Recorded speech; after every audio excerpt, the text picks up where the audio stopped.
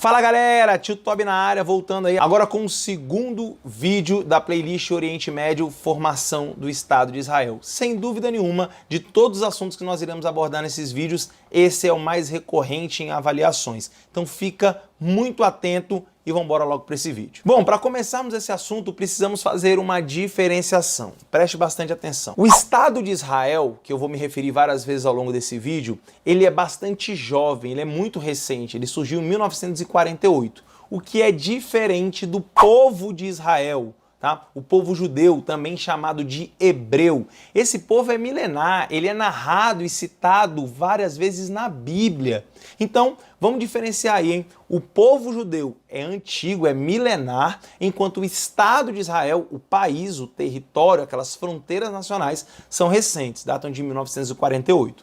Dito isso, vamos entender aí como é que tudo isso aconteceu. Ano 70 depois de Cristo, o povo judeu que morava na Terra Prometida, terra que Deus promete a Abraão, que promete a Isaac, que promete a Jacó, que promete a José, e aí vai até chegar nos dias de hoje. A terra prometida, que também já foi chamada de Canaã, que também já foi chamada de Sião, que também já foi chamado de Judá, que também já foi chamada de Reino de Israel. No ano 70 depois de Cristo, os judeus foram expulsos da terra prometida. E quem expulsou os judeus? O Império Romano. O Império Romano não aguentava mais os judeus na Terra Prometida, os judeus estavam sempre fazendo confusão pela região, arrumando treta, arrumando discórdia, e os romanos expulsam os judeus daquela região, inclusive destroem o seu principal templo, né, o Templo de Salomão, que foi um dos principais reis do Reino de Israel. A saída do povo judeu da Terra Prometida tem um nome, e esse nome é diáspora. Anota aí, vamos começar assim as anotações no seu caderno, hein?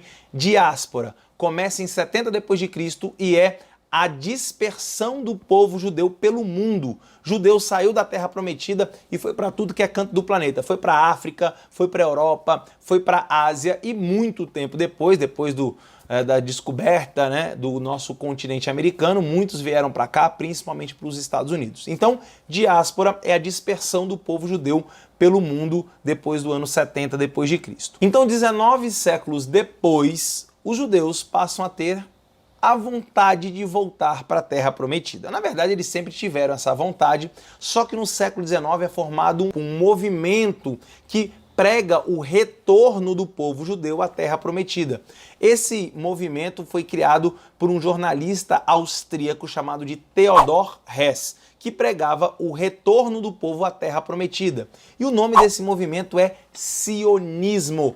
Tio Tobi, por que sionismo? Porque um dos nomes da Terra Prometida é Sião. Na verdade, Sião é um monte que fica em Jerusalém, principal cidade da Terra Prometida, lá da Palestina. Então, o sionismo prega a volta dos judeus a Sião, a Terra Prometida. Só que, pessoal, olha para mim aqui. 19 séculos de ausência. Há 19 séculos os judeus estão fora da terra que eles consideram sua, que eles consideram que eles herdaram essa terra diretamente de Deus. Bom, então existiam dois grandes empecilhos para que os judeus voltassem para lá e que o sionismo se concretizasse, que era o primeiro. Aquela região do Oriente Médio era governada por um império, o Império Turco-Otomano, que aliás eu falei no vídeo número 1 dessa playlist, vai lá e assiste.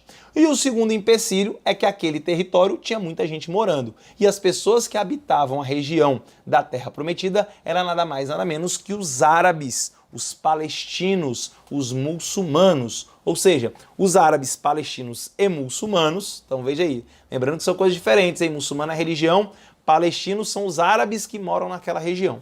Então, os árabes muçulmanos estavam morando ali e é óbvio que eles não iriam aceitar nenhum povo que eles nem conheciam, que há 19 séculos atrás saiu dali e de repente está querendo voltar com esse movimento aí, sionismo. Então vamos lá, hein? Diáspora, a dispersão do povo judeu pelo mundo, sionismo, a tentativa, a ideia, o movimento de regresso, de retorno dos judeus para a Terra Prometida. No entanto, no iniciozinho do século XX aí nós tivemos um fato extremamente relevante para toda essa história, que foi a Primeira Guerra Guerra Mundial.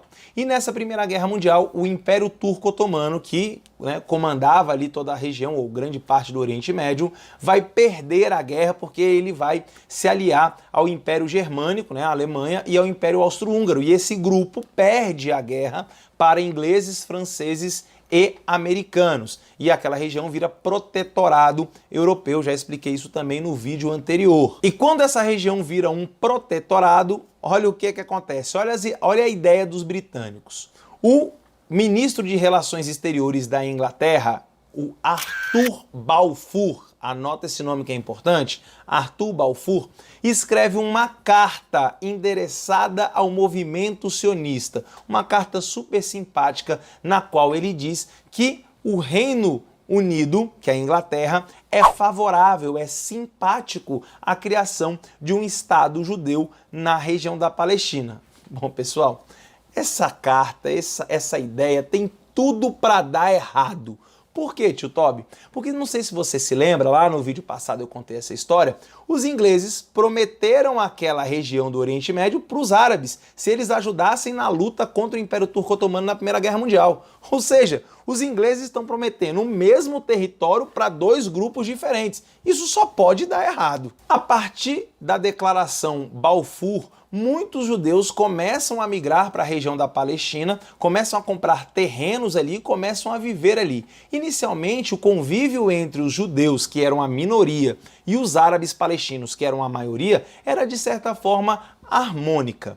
No entanto, nesse processo de migração de judeus para a Terra Prometida, para a Palestina, veio a Segunda Guerra Mundial. Um dos eventos mais tristes da história. Só lembrando, tem um vídeo bem legal nesse canal aqui sobre a Segunda Guerra Mundial. Vou deixar aqui na descrição também, vai lá e assiste. E foi nessa Segunda Guerra Mundial que os judeus viveram o seu maior pesadelo. Se você nunca ouviu falar, o Holocausto, ou seja, o extermínio em escala industrial dos judeus, o que o Hitler chamava de solução final. Levava os judeus para os campos de concentração, escravizavam esses judeus e posteriormente matavam todos eles. Então os judeus foram massacrados, 6 milhões de judeus aproximadamente morreram na Segunda Guerra Mundial em campos de concentração. Quando a Segunda Guerra Mundial acaba e o mundo toma conhecimento dos horrores da guerra, principalmente do Holocausto, toda a opinião pública mundial se torna favorável à criação de um Estado para o povo judeu. Porque era óbvio, todo mundo pensava que se os judeus tivessem uma pátria, tivessem um Estado,